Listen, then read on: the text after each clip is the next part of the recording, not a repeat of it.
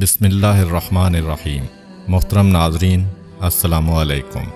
آج کی ویڈیو میں ہم بیان کریں گے حضرت مریم علیہ السلام اور ان کے بیٹے حضرت عیسیٰ علیہ السلام کے بارے میں۔ کس طرح اللہ تعالیٰ نے بغیر باپ کے حضرت عیسیٰ علیہ السلام کو حضرت مریم علیہ السلام کے بطن سے پیدا کیا، ان کی نبوت کے بارے میں، اور کیوں اللہ تعالیٰ نے ان کو آسمان پر اٹھا لیا تھا۔ حضرت عیسیٰ علیہ السلام ایک عظیم اور اولو العزم پیغمبر ہیں۔ آپ کا اسم مبارک قرآن میں عیسیٰ کے نام سے 25 بار اور مسیح کے نام سے 13 بار آیا ہے۔ آپ علیہ السلام پیغمبر اکرم صلی اللہ علیہ وآلہ وسلم کی ولادت باسعادت سے 570 سال قبل سرزمین کوفہ میں دریائے فرات کے کنارے دنیا پر تشریف لائے۔ بعض کے بقول آپ علیہ السلام کی ولادت باسعادت ناصرہ نامی گاؤں یا بیت المقدس میں 5ویں اشکانی بادشاہ فرہاد کے دور حکومت میں ہوئی۔ آپ علیہ السلام کی ولادت اذن خدا سے بطور معجزہ باپ کے بغیر ہوئی۔ آپ علیہ السلام کی والدہ ماجدہ جناب مریم بنت عمران ایک محترم خاتون اور بنی اسرائیل کی برجستہ شخصیات میں سے تھیں۔ حضرت مریم علیہ السلام کے والد بزرگوار جناب عمران کا تعلق حضرت سلیمان علیہ السلام کی نسل سے تھا، اور آپ علیہ السلام کا شمار بنی اسرائیل کے پارسا، عبادت گزار اور برجستہ علماء میں ہوتا تھا۔ جناب مریم علیہ السلام کا اسم مبارک قرآن میں 34 مرتبہ آیا ہے، اور قرآن کا 19واں سورہ بھی انہی کے نام سے منسوب ہے۔ حضرت مریم علیہ السلام کی والدہ بھی ایک نیک اور پارسا خاتون تھیں۔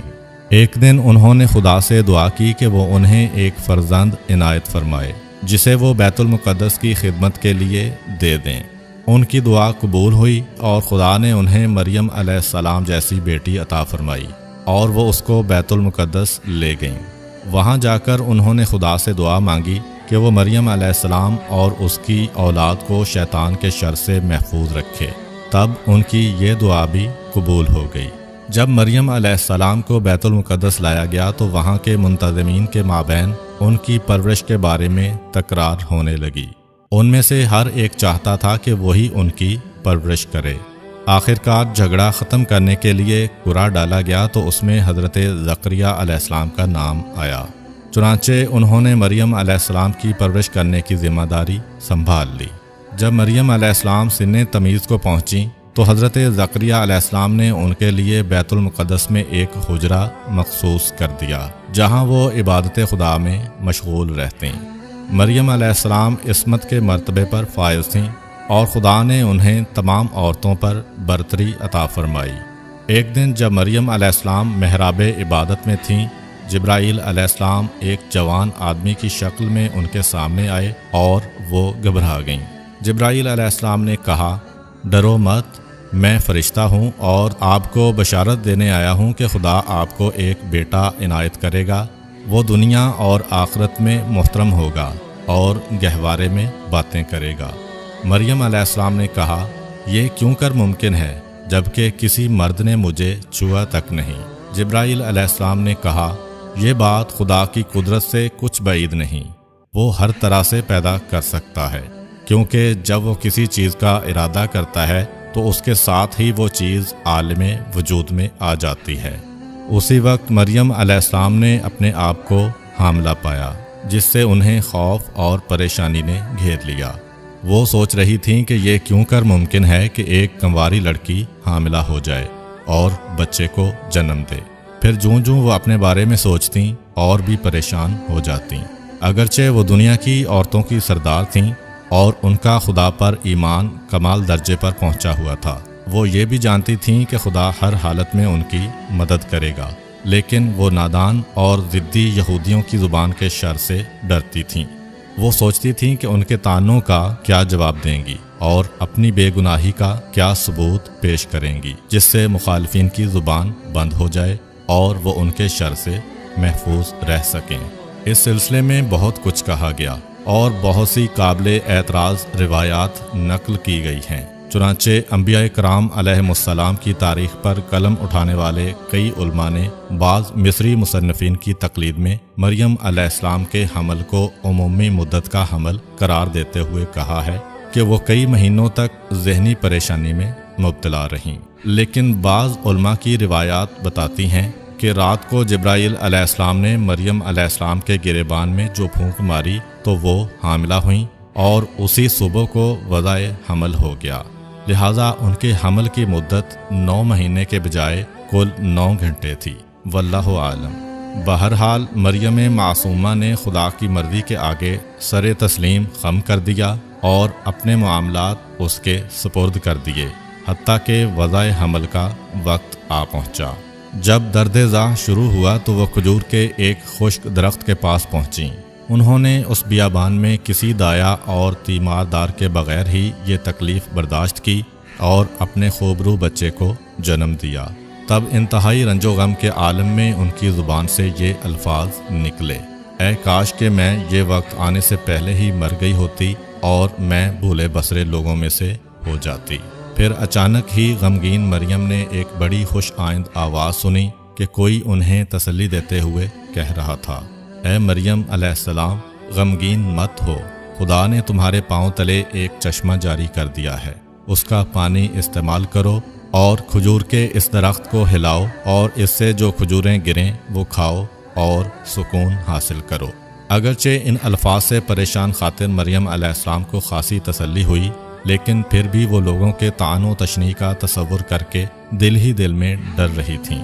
تاہم اس صورتحال کا مقابلہ کرنے کے لیے انہیں یہ بات بھی سمجھائی گئی، جب کوئی شخص تمہیں الزام دے رہا ہو تو اس سے کہہ دو، میں رضائے خداوندی کے لیے روزے سے ہوں، اس لیے کسی سے بات چیت نہیں کر سکتی۔ اس کے بعد مریم علیہ السلام نے اپنے پیارے بیٹے کو سینے سے لگایا اور بیت المقدس آ گئیں، لیکن ابھی وہ وہاں پہنچی ہی تھیں کہ یہودیوں نے انہیں گھیر لیا۔ وہ انہیں ناروا کلمات کہنے اور طرح طرح کی تہمتیں لگا لگا کر پریشان کرنے لگے۔ چنانچہ یہودیوں نے ان کو توہین آمیز لفظوں کے ساتھ مخاطب کیا اور کہا، اے مریم، تو نے یہ کیا گل کھلایا ہے؟ تیری ماں تو بدکار اور غیروں سے رغبت رکھنے والی نہیں، اور تیرا باپ بھی ناجائز اور برے کاموں سے پرہیز رکھتا ہے۔ پھر تجھے کیا ہو گیا کہ تو نے ان کے طور طریقے چھوڑ دیے اور شوہر کے بغیر ہی ایک بچے کو جنم دیا ہے؟ اس پر پاک مریم علیہ السلام نے اپنے نوزائیدہ بچے کی جانب اشارہ کیا، جس سے مراد یہ تھی کہ جو پوچھنا ہے اسی سے پوچھو۔ وہ لوگ کہنے لگے، ہم اس بچے سے کیسے بات کریں کہ جو ابھی گہوارے میں ہے اور کچھ کہنے کی قابلیت نہیں رکھتا؟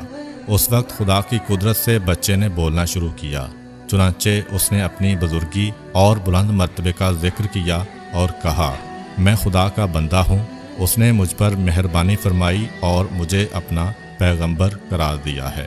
اس نے مجھے بابرکت اور مبارک بنایا اور جب تک زندہ رہوں مجھے نماز پڑھنے، زکوٰۃ دینے اور اپنی ماں کے ساتھ اچھا سلوک کرنے کی تاکید کی ہے۔ جب ان الفاظ کے ساتھ حضرت عیسیٰ علیہ السلام نے اپنا تعارف کرایا تو انہوں نے مریم علیہ السلام کی پاکیزگی بھی ثابت کر دی، کیونکہ ایسا غیر معمولی طور پر پیدا ہونے والا بچہ بجائے خود ایک بہت بڑا معجزہ تھا، جو ایک پاک اور پارسا ماں کے علاوہ کسی دوسری عورت سے جنم نہیں لے سکتا تھا۔ نیز جس خدا نے اسے گہوارے ہی میں بات کرنے کی قوت عطا کی، اس کے لیے اسے بغیر باپ کے پیدا کرنا بھی کوئی بڑی بات نہ تھی۔ تاہم اس واضح شہادت کے باوجود بھی یہودی اپنے خیال پر قائم رہے اور یہ روشن نشانی دیکھ کر بھی نازیبا باتیں کہنے سے باز نہ آئے اور اپنی جہالت اور ضد پر اڑے رہے۔ لیکن کچھ ایسے نیک تینت لوگ بھی تھے کہ جنہیں یہ عظیم معجزہ دیکھ کر اس بات میں کوئی شک نہ رہا کہ یہ نومولود خدا کی بڑی نشانیوں میں سے ایک نشانی ہے، اور مریم علیہ السلام پاک و منزہ اور ہر قسم کی لغزش سے بری ہیں۔ ایسے میں جب سرزمین مشرق کے ستارہ شناسوں کو مسیح علیہ السلام کی ولادت کی خبر لگی تو وہ ان کی زیارت کرنے بیت المقدس آئے اور ان کے لیے تحفے لائے۔ انہی دنوں یہودیوں کے بادشاہ ہیرودس کو حضرت عیسیٰ علیہ السلام کے پیدا ہونے کی خبر پہنچی تو وہ ڈر گیا کہ ایسا نہ ہو کہ اس کی سلطنت میں کوئی خلل واقع ہو جائے، لہٰذا اس نے آپ کو قتل کرنے کا ارادہ کر لیا۔ لیکن مریم علیہ السلام نے جو ہی خطرہ محسوس کیا، وہ حضرت عیسیٰ علیہ السلام کو لے کر مصر چلی گئیں۔ وہاں وہ ان کی پرورش کرتی رہیں، حتیٰ کہ وہ 30 سال کے ہو گئے اور خدا نے ان پر انجیل اتاری۔ پھر وہ بیت المقدس تشریف لائے اور یہودیوں کو دین حق کی طرف بلایا۔ پھر 3 سال تک انہیں وعظ و نصیحت کرتے اور انجیل کے احکام سناتے رہے۔ چونکہ وہ ایک اولو العزم پیغمبر تھے، اس لیے انہوں نے خدائے تعالیٰ کے اذن سے بڑے بڑے معجزے دکھائے، جن میں سے مردوں کو زندہ کرنا، نابیناؤں کو بینا کرنا اور کوڑیوں کو شفا دینا زیادہ مشہور ہیں۔ یہ معجزے دیکھ کر چند یہودی آپ پر ایمان لے آئے، لیکن اکثر آپ کے دشمن ہو گئے اور انہوں نے آپ کو قتل کر دینے کی ٹھانی۔ جو لوگ حضرت عیسیٰ علیہ السلام پر ایمان لائے تھے، آپ نے ان میں سے 12 اشخاص کا انتخاب کیا جنہیں حواری کہا جاتا ہے۔ وہ ہر وقت آپ کے ساتھ رہتے اور آپ سے تعلیم حاصل کرتے تھے۔ چنانچہ آپ انہیں انجیل کی تبلیغ کرنے کے بارے میں تاکید فرماتے تھے۔ یہود کے دنیا پرست علماء کا خیال تھا کہ حق اور حقیقت کے اس ستارے کے آگے ان کا جھوٹ ماند پڑ جائے گا، ان کی بالادستی ختم ہو جائے گی اور صدقہ و نظر کی رقمیں نہیں ملیں گی اور وہ تہی دست اور محتاج ہو جائیں گے۔ مطلب یہ کہ خدا کے پیغمبر اور آسمانی کتاب کی آمد سے ان کے لیے سادہ لوح لوگوں سے مال حاصل کرنا ممکن نہ رہے گا۔ لہٰذا انہوں نے فیصلہ کیا کہ خدا کے روشن کیے ہوئے اس چراغ کو بجھا دیں اور پھر پورے سکون کے ساتھ دنیا کے مزے لوٹیں۔ پس انہوں نے حضرت عیسیٰ علیہ السلام کے خلاف محاذ قائم کر لیا اور اعلانیہ ان کی تکذیب کرنے لگے۔ چنانچہ انہوں نے آپ کے معجزوں کو جادو اور شعبدہ قرار دیا اور ہٹ درمی سے کام لیتے ہوئے اپنی گمراہی پر اڑ گئے۔ تاہم حضرت عیسیٰ علیہ السلام اپنے مخالفین کے سامنے ایک آہنی دیوار کی طرح جمے رہے اور دین کے حقائق نشر کرنے میں مشغول رہے۔ انہوں نے اپنی مدد اور حفاظت کے لیے خدائے تعالیٰ کی ذات اقدس کو کافی سمجھا اور دشمنوں کی یلغار سے ہرگز ہراساں نہ ہوئے، بلکہ جہاں کہیں لوگوں کا اجتماع ہوتا آپ وہاں تشریف لے جاتے اور ان کو انجیل کے احکام بتاتے۔ آپ زائرین کے بیت المقدس میں آنے کے مواقع سے بھی پورا فائدہ اٹھاتے اور ان کے اجتماعات میں جا کر لوگوں کی رہنمائی فرماتے تھے۔ اس طرح بہت سے افراد ان کے یار و انصار کی صف میں شامل ہو گئے۔ اگرچہ یہ صورتحال دیکھ کر یہودیوں کے دلوں میں دشمنی کی آگ اور بھی بھڑکتی تھی، لیکن وہ خدائے تعالیٰ کی رضا اور تائید کے مقابلے میں کچھ نہ کر سکتے تھے۔ انہوں نے خدا کے نور کو بجھانے کی ہر ممکن کوشش کی، لیکن خدا کا نور پوری آب و تاب کے ساتھ چمکتا ہے، خواہ کافروں کو یہ چیز ناگوار ہی گزرے۔ انبیاء کرام کا طریقہ رہا ہے کہ وہ مشکلات پر صبر کرتے اور مخالفین کے انکار، اظہار رسانی اور تمسخر کے مقابلے میں ثابت قدم رہتے تھے۔ وہ اپنے فریضہ ہدایت کو انجام دینے سے دستبردار نہیں ہوتے تھے، بلکہ پوری استقامت کے ساتھ رسالت کے کام کو تکمیل کے مرحلے تک پہنچاتے تھے۔ اسی طرح حضرت عیسیٰ علیہ السلام بھی اپنے حواریوں سمیت رسالت کی انجام دہی اور انجیل کی تبلیغ میں ہر طرح کی تکالیف اٹھاتے ہوئے شہروں اور قصبوں میں خالص توحید اور شریعت کے احکام کی اشاعت میں مشغول ہو گئے۔ وہ چند دن تک کسی ایک آبادی میں دین کی تبلیغ کرتے اور پھر کسی اور جگہ چلے جاتے۔ یوں آپ بے علم لوگوں کو خدائے واحد پر ایمان لانے، نیز قیامت اور جنت و دوزخ پر اعتقاد کی دعوت دیتے، ان کے دلوں میں انسانی اخلاق کو راسخ کرتے اور اپنے وعظ و نصیحت کے ذریعے سے معاشرے سے گناہوں کا میل دور کرتے تھے۔ چونکہ انسان کے لیے لازم ہے کہ وہ ایک نیک ساتھی کی مدد کرے، اس کے وجود کو غنیمت شمار کرے، سیکھنے کی باتیں اس سے سیکھے اور اپنے ذہن کو تقویت پہنچانے کے لیے اس سے مدد طلب کرے، خصوصاً جب کہ وہ ساتھی حضرت عیسیٰ علیہ السلام کی طرح کا ایک جلیل القدر نبی ہو کہ جو پاکیزگی، بڑائی اور روحانی کمالات، اخلاق اور اوصاف حمیدہ کے سرچشمہ تھے۔ شاید یہی وجہ تھی کہ ایک دفعہ آپ علیہ السلام کے حواریوں نے اپنے ایمان و یقین کو تقویت پہنچانے اور اپنی عقل و بصیرت کے نور کو بڑھانے کے لیے حضرت عیسیٰ علیہ السلام سے خواہش کی کہ وہ خدائے واحد کی نشانیوں میں سے ایک نشانی دکھا کر انہیں علم الیقین سے عین الیقین کے مقام پر لائیں اور پروردگار عالم کی قدرت کے آثار دکھا کر ان کی دانش کو کمال کے درجے پر پہنچا دیں۔ تاہم انہوں نے آپ علیہ السلام سے یہ درخواست نامناسب لفظوں میں کی اور یوں بولے: اے عیسیٰ ابن مریم علیہ السلام، کیا آپ کا خدا اتنی قدرت نہیں رکھتا کہ ہمارے لیے کھانا بھیجے؟ حضرت عیسیٰ علیہ السلام نے فرمایا اگر تم ایمان لے آئے ہو تو ایسی بات کہنے سے ڈرو۔ حواریوں نے جواب دیا ہمارا اصل مطلب یہ ہے کہ ہم آسمانی غذا کھائیں اور وہ ہمارے دلوں کے اطمینان کا موجب بن جائے، ہم آپ کے وعدوں کی سچائی کو جان لیں اور ان پر گواہ رہیں۔ اس موقع پر حضرت عیسیٰ علیہ السلام نے بارگاہ خداوندی میں دعا کی، اے پروردگار ہمارے لیے آسمان سے کھانا بھیج دے جو ہمارے لیے سرور اور مسرت کا موجب ہو، جس سے ہمارے پہلے اور پچھلے سبھی خوش ہو جائیں۔ وہ تیری جانب سے ایک نشانی ہو اور تو بہترین روزی دینے والا ہے۔ خدائے تعالیٰ نے حضرت عیسیٰ علیہ السلام کی دعا قبول کی اور فرمایا میں تمہارے لیے ایک خوان بھیج رہا ہوں، لیکن جان لو کہ یہ خوان بھیجے جانے اور یہ نشانی دیکھنے کے بعد اگر تم میں سے کوئی شخص کافر ہو جائے تو میں اسے ایسا عذاب دوں گا کہ اہل عالم میں سے کسی اور کو نہ دوں گا۔ چنانچہ خدائے تعالیٰ نے ان کے لیے آسمان سے کھانا بھیجا اور پھر وہ سبھی اس عظیم نعمت سے بہرہ مند ہوئے۔ تب حضرت عیسیٰ علیہ السلام نے اپنے حواریوں کو مخاطب کرتے ہوئے فرمایا یہ کھانا کھاؤ اور خدا کا شکر ادا کرو تاکہ وہ تم پر اپنے فضل و احسان میں اضافہ کرے۔ پھر حواریوں نے اس خوان میں سے خوب کھایا اور اس کے بعد یہ داستان زبان زدے خاص و عام ہو گئی، یہاں تک کہ بہت سے لوگ یہ عظیم معجزہ دیکھ کر حضرت عیسیٰ علیہ السلام پر ایمان لے آئے، اور جو لوگ پہلے ایمان لا چکے تھے ان کے ایمان کو اور بھی تقویت حاصل ہوئی۔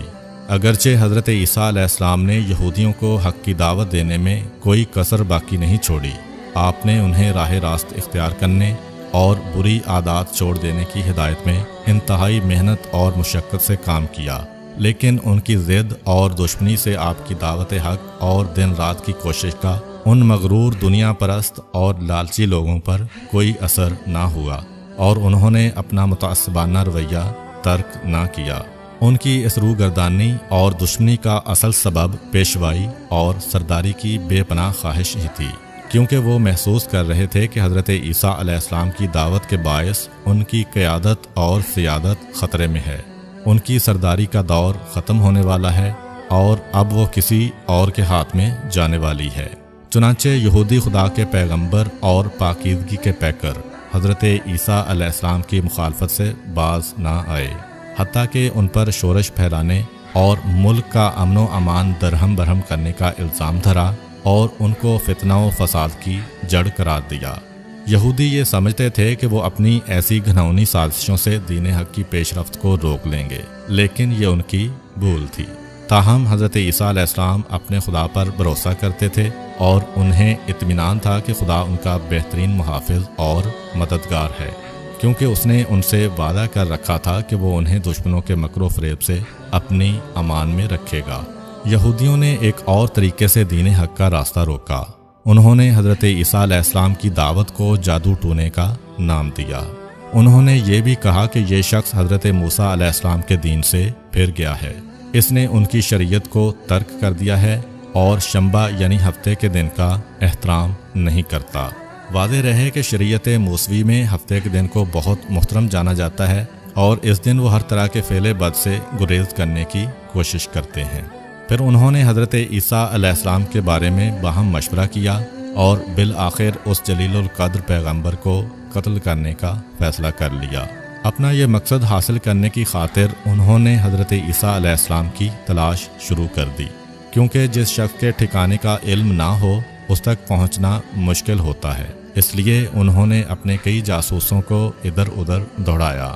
اس اثناء میں انہیں شمعون الصفار نامی ایک حواری مل گئے۔ انہوں نے ان سے حضرت عیسیٰ علیہ السلام کے بارے میں پوچھ گچھ کی، لیکن وہ ان سے کوئی معلومات حاصل نہ کر سکے۔ پھر انہیں ایک اور حواری یہودا نظر آیا کہ جو دنیا پرست اور دھوکہ باز تھا۔ جب یہودیوں نے اس سے حضرت عیسیٰ علیہ السلام کے بارے میں پوچھا تو اس نے اپنے محسن اور استاد کے دشمنوں کو ان کا ٹھکانہ بتا دیا۔ چنانچہ حضرت عیسیٰ علیہ السلام ایک غار میں اپنے پروردگار سے راز و نیاز میں مشغول تھے کہ یہودیوں نے انہیں پکڑ لیا اور سولی پر لٹکانے کے لیے لے گئے۔ وہ یہ سمجھ رہے تھے کہ انہوں نے اپنا مقصد حاصل کر لیا ہے اور ان کی پریشانیاں ختم ہو گئی ہیں، تاہم یہ ان کی بھول تھی۔ خدا کی قدرت انسان کی تدبیر سے کہیں بڑھ کر ہے، کیونکہ جب وہ کسی کام کا ارادہ کرتا ہے تو اس کے ساتھ ہی وہ کام انجام پا جاتا ہے اور اس میں کوئی رکاوٹ پیش نہیں آ سکتی۔ پھر عیسیٰ علیہ السلام تو خدا کی ایک بہت بڑی نشانی تھے اور ان کی ولادت غیر معمولی طور پر ہوئی تھی، لہٰذا یہ لازم تھا کہ ان کی زندگی بھی عام لوگوں سے مختلف ہوتی۔ چنانچہ اس خطرناک موقع پر جب کہ دشمنوں نے انہیں گھیر رکھا تھا اور ان کا خون بہانے کے درپے تھے، حق تعالیٰ کا دست قدرت ان کو رہائی دلانے کے لیے آگے بڑھا اور انہیں سولی چڑھنے سے پہلے ہی آسمان کی طرف اٹھا لیا جہاں وہ زندہ و سلامت موجود ہیں۔ جب حضرت امام مہدی علیہ السلام دنیا کو عدل و انصاف سے بھرنے کے لیے ظہور فرمائیں گے تو حضرت عیسیٰ علیہ السلام بھی آسمان سے اتریں گے اور ان کی اقتداء میں نماز ادا کریں گے۔ جس وقت حضرت عیسیٰ علیہ السلام کو آسمان پر اٹھایا گیا اس وقت ان کی عمر 33 سال تھی۔ اس واقعہ کا دوسرا پہلو یہ ہے کہ ایک انتقام لینے والا ہاتھ موجود ہے، اس لیے ضروری ہے کہ جلد یا بدیر مجرموں کو ان کے کیے کی سزا ملے گی۔ چنانچہ جس غدار شخص یہودا نے چند ٹکوں کی خاطر حضرت عیسیٰ علیہ السلام کو گرفتار کرایا تھا، اس کی شکل حضرت عیسیٰ علیہ السلام سے ملتی تھی، اس لیے حضرت عیسیٰ علیہ السلام کی جگہ اس کو سولی پر لٹکا دیا گیا۔ گویا جو کنواں اس نے خدا کے پیغمبر علیہ السلام کے لیے کھودا تھا اس میں وہ خود ہی جا گرا۔ حضرت عیسیٰ علیہ السلام نے اپنی ظاہری زندگی کے آخری ایام میں جناب شمعون کو اپنا وصی اور جانشین بنایا تھا۔